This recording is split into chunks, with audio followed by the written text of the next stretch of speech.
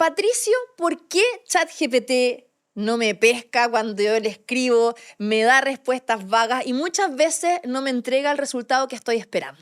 Bueno, por varios motivos yo creo, Andrea. Primero porque nadie nos ha enseñado a hablar con máquinas. Entonces tenemos un seteo nuestro que es como muy telegráfico a la hora de comunicarnos. Entonces le pedimos, búscame esto o dame esto y obviamente ChatGPT necesita un poco más de contexto para entregarme un mejor resultado. Eso por una parte. Segundo, porque somos de repente muy entregamos instrucciones muy vagas, o los prompts que lo llaman, ¿cierto? Somos muy, de repente, con claridad, pero corto, entonces como que somos contradictorios muchas veces, o de repente no tenemos mucha ganas, nos da flojera como seguir insistiendo y como que lo dejamos de lado. Entonces hay varios factores por los cuales ChatGPT no me pesca. Entonces nosotros, y lo que busca este libro, ChatGPT no me pesca, es en el fondo, aprender a comunicarnos mejor con estos modelos de lenguaje que hoy en día hay varios y proliferan. ChatGPT es como la referencia, es como decir, no sé, pues, Confort o Gillette, digamos, pero se refiere a todos los modelos porque al final todos responden a conversación finalmente. Bueno, tú escribiste este libro. Sientes que ChatGPT no te entiende, tú enseñas a cómo conversar con la inteligencia artificial como si fuera un experto y por supuesto también todas las ventajas de lo que se viene a hablar con las máquinas en el presente y en el futuro. Y ahí quería preguntarte sobre tu experiencia personal, porque además tú llegaste a escribir este libro por lo que te comentaba tu abuela, lo que te comentaba tu mamá, experiencias que le habían pasado con WhatsApp, y finalmente tú dijiste, bueno, también acá hay una brecha digital entre generaciones que puede ser súper útil explicar cómo usarlas. Sí, hay una brecha muy grande digital y el avance de la inteligencia artificial va muy, muy, muy rápido. Por lo tanto, creo que es súper importante tener que iniciar un proceso de una nueva alfabetización digital, sobre todo para todo el mundo, digamos, porque se nos han enseñado herramientas, pero no se nos ha enseñado a conversar con estas herramientas. Entonces, el punto de partida para iniciar esta nueva alfabetización es cómo nos comunicamos mejor con ellos. Y eso es lo que busca el libro. Busca que nosotros entendamos cómo funciona y cómo nos podemos comunicar mejor para obtener finalmente los mejores resultados. Y claro, mi abuela y mi mamá fueron como el conejillo de Indias con las cuales pude entender cómo era el sentir de ellas también con ellos. Y obviamente yo mismo llevo más o menos más de un año ya usando todas las herramientas para ver cómo van funcionando y también plasmo esa experiencia en el libro. Cualquier persona de cualquier edad, de cualquier estrato socioeconómico, puede usar ChatGPT correctamente. Sí, yo creo eso. Hay mucha gente que escucha todos los días las noticias, que ve estos programas, y escucha sobre inteligencia artificial y dice, bueno, ¿cómo me puede servir a mí? ¿Cómo lo puedo aplicar? Y yo creo que es una buena herramienta en diversos ámbitos, de tanto profesional como personal. Entonces, no sé, mi mamá ahora la está usando para hacer patrones de tejido, por ejemplo. Entonces hay mucha gente que está tejiendo que lo puede usar, o para redactar correos, o para hacer resúmenes, o para estudiar, para aprender idiomas. Hay un montón de situaciones en las cuales la inteligencia artificial nos puede ayudar y eso va desde mi abuela que tiene 90 años hasta jóvenes estudiantes de colegio que también ya están aplicando la inteligencia artificial para hacer sus trabajos, pero yo creo que lo importante es el proceso de alfabetización tiene que entregarle las implicancias negativas también que pueda tener esta herramienta en el uso. Bienvenidos a Tecnociencia, el podcast, este espacio de conversaciones profundas. Y hoy día está con nosotros Patricio Encina, que viene desde Antofagasta hasta Santiago de Chile para hablarnos de su libro ¿Por qué ChatGPT no me pesca? Y él es periodista, es doctor en comunicaciones de la Universidad Pompeu Fabra. Patricio, tú mencionabas eso, también de los peligros que tiene el ChatGPT. Y uno de los temas que tú abordas en tu libro tiene que ver con las alucinaciones. Muchas veces nosotros buscamos información, nos entrega la información correcta, nos entrega fuentes y son falsas o no son existentes o a medias, podríamos decir. ¿Qué son las alucinaciones en ChatGPT? Bueno, las alucinaciones son fallos del sistema por carencia en su entrenamiento. Yo lo llamo chamullo, de frente, así en el buen chileno. O sea, como cuando uno le pregunta, te preguntan algo y tú como que cantinflás como en el buen chileno, digamos. Eso es, en el fondo, porque las herramientas de inteligencia artificial no son herramientas de precisión, son predictivas. Entonces van rellenando los espacios con lo que ellos creen más convincente. Son herramientas bastante convincentes, te pueden armar textos muy buenos, muy peritos, pero uno después los comprueba y pueden tener obviamente inexactitudes, por ejemplo, a la hora de citar. Salió un estudio que más del 70% de las citas eran falsas, digamos. Entonces uno tiene que tener mucho cuidado. También han habido problemas legales, por ejemplo, abogados que han usado esta herramienta de inteligencia artificial para redactar escritos legales y se dan cuenta con artículos que no existen, etcétera. A mí me pasó, yo lo cuento ahí, hay un capítulo sobre alucinaciones donde yo fui víctima en el fondo, pero todo parte de la experimentación, pero fui víctima también de estas alucinaciones en varios lados. Por ejemplo, en una parte legal que también dije, bueno, vamos a probar esto para un recurso legal. Obviamente estaba malo porque era muy convincente, yo lo leía y abría así los ojos porque pensaba que era algo muy bueno. Pero obviamente no estaba bien, fue desechado ese recurso porque no estaba bien, no era exacto, pero era muy convincente. A mí me pasó lo mismo. La otra vez yo estaba desarrollando un proyecto porque voy a hacer un proyecto literario nuevo y le pedí algunas fuentes, por ejemplo, de mujeres científicas que pudiesen contestar ciertas preguntas y me dio una lista de mujeres que ninguna existía. O sea, yo empecé obviamente a hacer el fact-checking, que es confirmar la fuente, y me di cuenta que ninguno de esos nombres existía.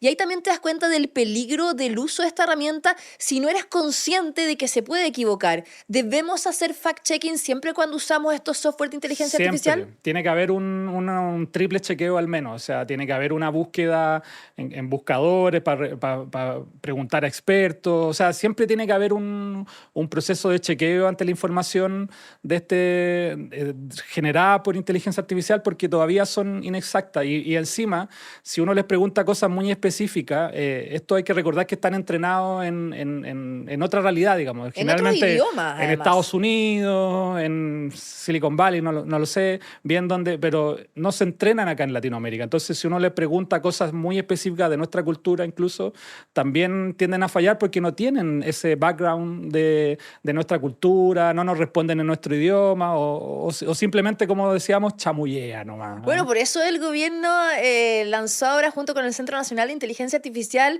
este proyecto de hacer como el chat LATAM. LATAM GPT, sí. Exacto, para que tuviésemos, ¿no?, un buscador con nuestra cultura, idiosincrasia y todas las cosas que sean bien chilenizadas. Sí. Eso es interesante porque eso le va a pasar a mucha gente que va a usar esta herramienta y se va a encontrar con realidades que de repente no se ajustan a lo que está preguntando, a lo que vivimos. Patricio, en tu libro tú hablas del rain, que es esta lluvia, y que son 4 puntos que me gustaría que tú hablaras y que además nos recomendaras cómo usar bien la plataforma. Sí, bueno, hablábamos en el fondo son estructuras de cómo ir mejorando el lenguaje, de cómo comunicarnos con la inteligencia artificial. El RAIN es uno de los modelos.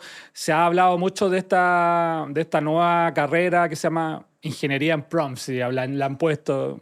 Son cosas que siempre con el entusiasmo de las nuevas herramientas aparecen, pero en el fondo son estructuras de cómo hablarle mejor a la inteligencia artificial. RAIN es una de las que a mí me ha resultado mejor y la quise compartir, y en el fondo lo que hace es ordenarte de cómo pedirle. Entonces le pides ya la R de rol, digamos, de que tome un rol a la hora de posicionarse. Eso enmarca y te encierra mucho mejor la comunicación, después la acción, la información, darle el contexto de cómo finalmente el contexto en donde tú te mueves o el resultado que tú esperas y el número en cuanto puede ser el producto final que tú esperas, digamos. Ya, un ejemplo. Veamos, hay varios ejemplos. Lo vemos en el libro, en la tortilla de mi abuela, digamos, que eso fue súper como el ejemplo que gatilla todo de repente el libro, que tuvimos con mi abuela de visita a España hace muchos años atrás, y y ella quedó encantada con una tortilla. A ti te gusta la tortilla, ¿cierto? Me encanta la tortilla española. Sí, rica. ¿Y cómo te gusta? ¿Con cebolla, sin Me cebolla? gusta con cebolla y con Y chorizo, con chorizo. pero no tan mojada. A mí me gusta más poco hecha, como le Ya, dicen, ¿ya? el huevo bien Entonces, crudito. sí, al medio sobre todo. Entonces, claro, por años, bueno, mi abuela había buscado la receta, la buscamos en Google y en Google, ¿qué es lo que hace? Te aparecen un montón de recetas muy fijas, digamos, al respecto, pero no daban con el punto que ella esperaba. Entonces, cuando nosotros le entregamos esta información, le dije, bueno, probemos la inteligencia artificial a ver si damos con el punto. Entonces le dijimos, ya eres un chef o cocinero español. Es el rol. Sí, el rol. Entonces necesitamos hacer esta tortilla, le dimos el contexto, quiero que sea poco hecha al medio, va a tener chorizo y quiero que quede crudita al medio. Entonces le dimos ese ejemplo y nos dio obviamente el paso a paso de cómo lograr ese punto. ¿Y le quedó buena la Y receta quedó o no? buena, se ¿Le acercó quedó un como la poco. de España? Parecía, pero no quedó. Obviamente mi abuela dijo, se acerca, pero no es todavía.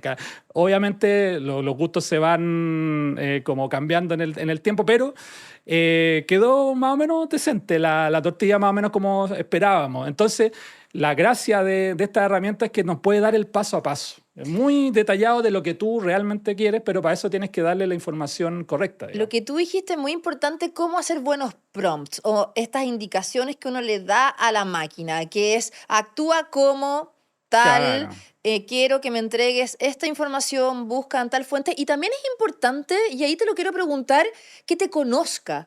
¿Cómo eres tú? ¿Qué información necesitas tú de acuerdo a tu contexto? ¿Cómo eso también puede servir a que te entregue una información más precisa? ¿Es relevante contarle sobre ti? Yo creo que más que contarles sobre uno, de repente si lo queremos por usos profesionales, a medida que uno más vaya usando la herramienta, más te va conociendo tus estilos, por así decirlo. Si ellos saben cómo tú escribes o cómo te gusta más o menos este texto, qué sé yo lo uso harto para, no sé, para editar o para escribir, etcétera. Entonces ellos te van como conociendo ya a la mano, te van agarrando. Pero hay que desmitificar también que no es que la herramienta vaya aprendiendo en general. Nosotros no estamos contribuyendo al entrenamiento general de la herramienta, ni mucho menos, sino que se arman pequeños ecosistemas donde la herramienta te va conociendo tu gusto, de todo, digamos, va recopilando la información y a partir de eso, porque todavía tienen memoria muy pequeña, no se acuerdan de mucho, pero de lo que se acuerdan, claro, van almacenando tus cosas y te van, obviamente, cada vez que mejor las usas, van dándote mejor en el gusto, por así Oye, a mí me decirlo. pasa que de repente se pone a hablarme como en tono argentino. ¿Y vos, cómo estás, Andrea? Y yo, Sí. oye, soy chilena. Y Sí. ahí como que me dice, ya, acá, chapó. Y como Claro, que, como que perdón, sí, se va me como al otro dice. extremo, Sí, digamos, sí. ¿no? Hay varios software de inteligencia artificial. Está ChatGPT, ChatGPT Plus, que es el pagado. Está Perplexity, está Copilot, Gemini. ¿Cuál recomiendas? Bueno, de todo un poco, digamos, porque cada uno tiene su función. Yo últimamente, que no alcanzó a entrar en el libro, pero por ejemplo, Notebook M. LM, Es súper LM, bueno. muy bueno para Notebook la LM. lectura de documentos, porque ChatGPT si bien lo hace, pero no tiene la precisión de lectura completa de un documento, por ejemplo. Entonces, a la hora de analizar un PDF general, te lee al dedillo cada parte y te responde mucho mejor. Si tú le pones un documento a ChatGPT, te lee como lo encabezado y no va al detalle y eso hace que chamulle finalmente o te No sea tan alucine. No preciso es o tan tan preciso. detallista. Sí, ChatGPT es la generalidad, te da de todo, digamos, es como el multiuso, el amigo. Yo hablo mucho, el capítulo, yo le puse el Festival de los Robots haciendo rememoranza de los monos animados que veíamos cuando éramos chicos, al menos yo. Entonces, estos son como un compendio de robots a disposición de uno. Entonces, por ejemplo, Cloud es mucho más preciso también en los textos, mucho más extenso y mucho más preciso. Perplexity es muy bueno para lograr comprobar fuentes, es el más preciso de todos, aunque no es del todo, siempre hay que aclarar eso, no es 100% preciso, pero es súper más confiable que ChatGPT o que los otros. Claro, Eh, Copilot, por ejemplo, me gusta porque está asociado con toda, ¿no?, la suite de Microsoft, que puedes tener acceso a PowerPoint, a Excel, a Word, y eso también te da como un beneficio, sobre todo si quieres crear directamente algo. Claro, por ejemplo, Gamma. Gama que hace presentaciones maravillosas a partir de un texto. Oye, necesito una presentación de tanto. La mayoría son de pago, así hay que decirlo también. O sea, las herramientas todas tienen una versión gratuita que es limitada, pero si tú quieres algo más, obviamente hay que pagar, digamos. Pero hay herramientas para todo hoy en día, para todos los gustos, y las que yo recomiendo, o sea, no recomiendo casarse con una porque cada una va teniendo una especialización que te puede servir a alguna tarea, digamos. Tú en tu libro también hablas de la creación de imágenes con ChatGPT. También nos pueden ayudar para diseñar, para crear. ¿Cómo no caemos en la flojera o en la desconexión, ¿no?, de lo que nuestro cerebro puede inventar solamente usando estas herramientas? Sí, yo ahí, bueno, tengo una visión respecto a la creatividad de estas herramientas. Yo creo que si uno se lava las manos, por así decirlo, y deja todo en manos de la inteligencia artificial, yo creo que puedes caer en generar contenido un poco mediocre, porque la herramienta no es muy creativa. Yo creo que todavía la creatividad es una cualidad muy humana y todavía no hay modelos de inteligencia artificial que repliquen esa creatividad o esa inquietud o esa hambre que pueda tener el ser humano todavía. Lo conversan muy bien, pero todavía no tienen esa... Entonces, la creación de imágenes es una herramienta más que podemos tener, así como existen otras, para plasmar nuestra creatividad finalmente. Entonces, en el caso mío, yo la uso yo tengo un medio de divulgación sobre inteligencia artificial en redes sociales, se llama Nadia, donde yo genero temas de divulgación a partir de imágenes creadas con inteligencia artificial. Pero no es que le ponga, oye, hazme esto y chao, sino que es un proceso bien intensivo de lograr el resultado final que uno espera tener, digamos. ¿Sabes lo que yo hago? Yo uso mucho dos aplicaciones para crear imágenes. Una se llama Ideogram, que la encuentro de verdad muy buenísima. buena para crearnos publicidad, slogans, también slides para presentaciones. Lo otro es Sora, que es muy bueno para crear video, etcétera. Pero lo que hago es que le pongo la indicación al ChatGPT y le digo, hazme un prompt bueno para crear en Ideogram o para crear en Sora. Y creo que eso ayuda a que sea mucho más preciso el resultado en estas otras aplicaciones que crean imágenes. ¿Cómo lo ves tú? Sí, totalmente. Pues Sora hace videos muy buenos o imágenes, y Ideogram buenísimo. Yo creo que eso es parte del proceso que tenemos que ir teniendo. Yo creo que cada uno va ajustando estas rutinas productivas y vas encontrando, explorando. Lo que hace el libro en el fondo es eso, gatillar ideas que puedan hacer, porque al final nadie te enseñó a hacer eso, tú lo fuiste intuitivamente descubriendo. Y en el fondo eso es lo que tenemos que como impulsar, es esa curiosidad, esa intuición, esa propia rutina de cómo usar estas herramientas. Y finalmente lo de los prompts es súper intuitivo, porque es conversar, es aprender a conversar. Y cómo le pedimos a la herramienta, digamos. Ahora, si vemos a ChatGPT como un acompañante, finalmente puede reemplazar a una persona, puedes también tener a alguien cuando te sientes solo, por ejemplo, un adulto mayor o alguien que no tiene familiares, ¿puede ser positivo? O sea, yo creo que hay personas que están usando como soporte emocional también. O sea, esta cuestión da para todo, para muchas cosas. Yo he escuchado casos porque esto me nutro mucho de las conversaciones con amigos. Entonces le preguntan por sus relaciones amorosas o le preguntan, oye, hazme el tarot incluso. O sea, como que hasta lee hasta el tarot la herramienta. Entonces hay mucha gente que efectivamente lo está ocupando como soporte emocional, incluso como terapia psicológica.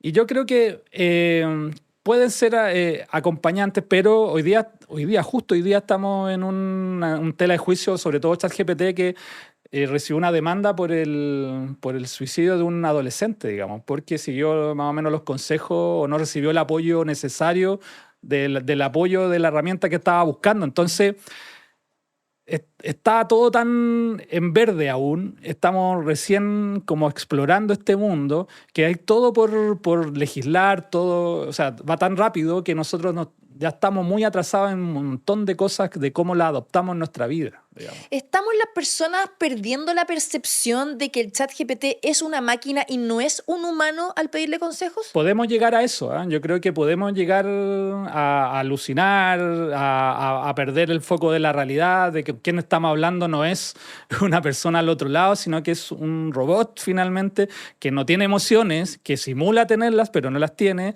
que no es preciso en su información, sino que es un modelo predictivo.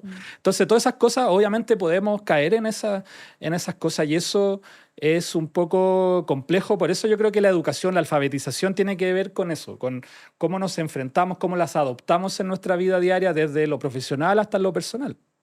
Patricio, hablemos de los agentes en los ChatGPT y en estas plataformas de inteligencia artificial. ¿Para qué sirven? Los agentes son herramientas de esta inteligencia artificial que, por ejemplo, el primero que las pone a disposición de la gente son, para el uso personal, es ChatGPT en su nueva versión. Y son herramientas que hacen tareas por ti. Tareas completas. Tú les puedes programar para que hagan tareas por ti, desde generar recopilación de información y que te la generen en un Excel, hasta reservar un viaje, etcétera.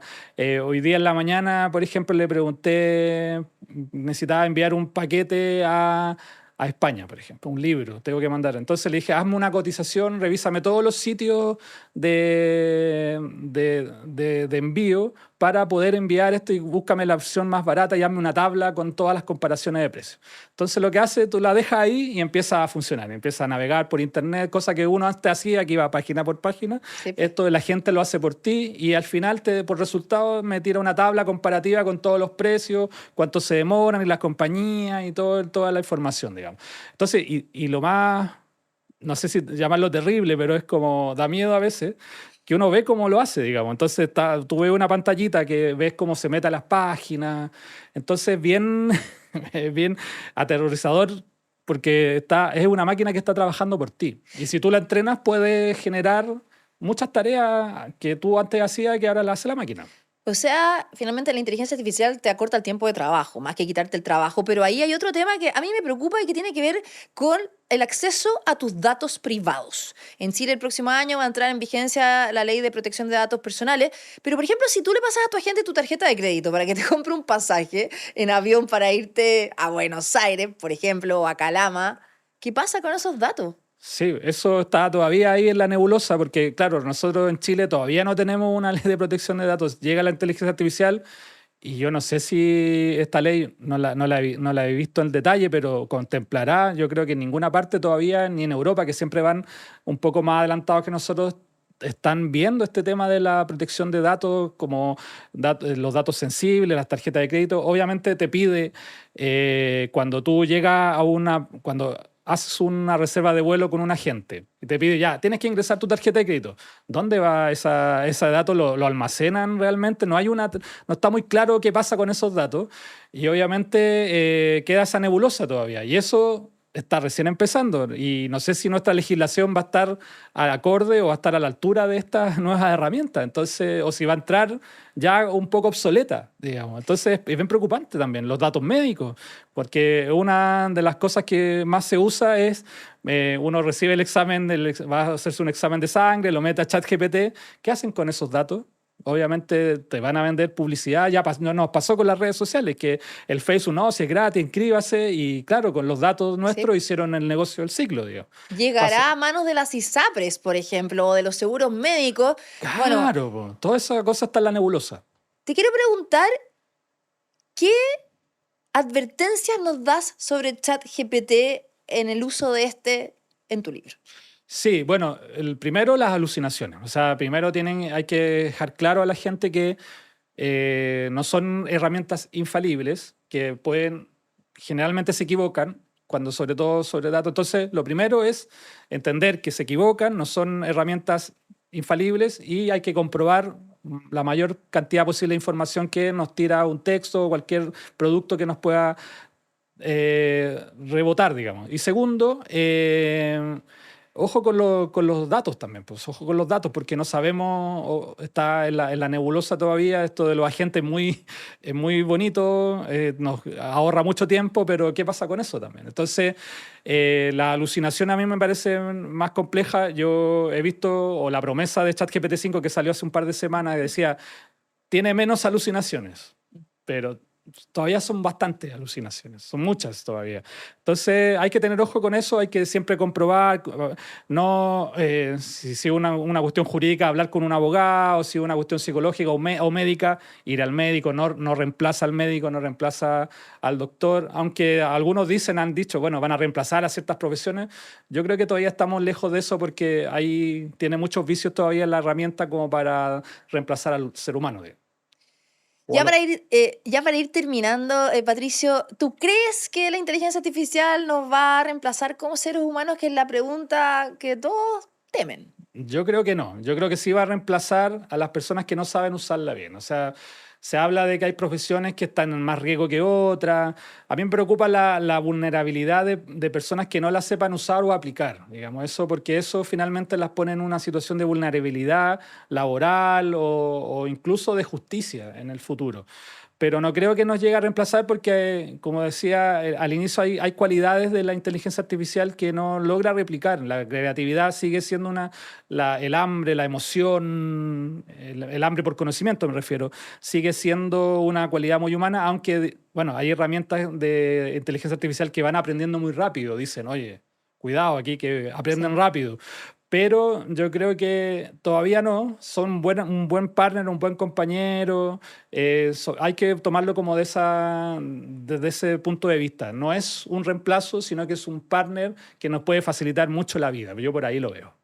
Patricio Encina, autor de ¿Por qué ChatGPT no me pesca?, periodista, doctor en comunicación de la Universidad Pompeu Fabra de España. Gracias por estar hoy día con nosotros acá en Tecnociencia, el podcast. Oye, muchas gracias y bueno, el libro se agotó en su primera edición, estamos sacando otras, si lo quieren obtener ahí nadiapersonal.com, ahí pueden tener más información respecto a cómo obtenerlo y cómo seguir informándonos respecto a este tema que es muy interesante. Bueno, con esto concluimos este nuevo capítulo dedicado a ChatGPT, la inteligencia artificial de Tecnociencia, el podcast. Recuerden que nos pueden ver en el YouTube de ADN, en todas las plataformas digitales de ADN y nos reencontramos en un próximo capítulo. Que estén muy bien. Chao.